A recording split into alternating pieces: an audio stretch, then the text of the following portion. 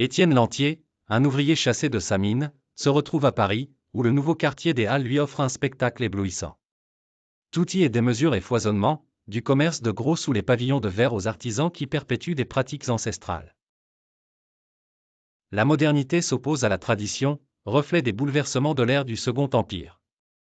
Amandine Rougon, une maraîchère au caractère bien trempé, incarne cette dualité. Elle lutte pour conserver les savoir-faire de ses ancêtres tout en conquérant une place dans ce nouvel Eldorado.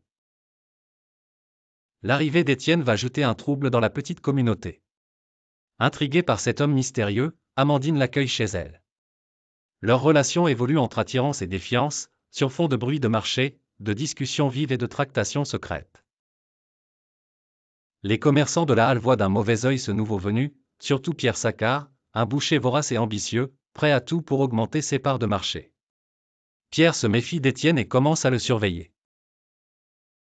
Entre-temps, Émile, le fils d'Amandine, se lie d'amitié avec Étienne et admire ses idées audacieuses et ses récits de lutte dans les mines de l'Est. Un soir, Pierre découvre qu'Étienne a participé à une réunion secrète des ouvriers qui veulent organiser une grève pour obtenir de meilleures conditions de travail. Il décide de le dénoncer aux autorités, mais Amandine et son fils réussissent à le convaincre de les aider. La tension atteint son paroxysme lorsque la grève éclate et que les Halles se trouvent au cœur du conflit social. Les artisans et commerçants doivent choisir leur camp, soutenir le pouvoir en place ou les revendications des ouvriers. Les affrontements se multiplient, les étals sont renversés, les pavillons saccagés. Pourtant, au milieu du chaos, la solidarité entre les petits gens du marché se fait jour.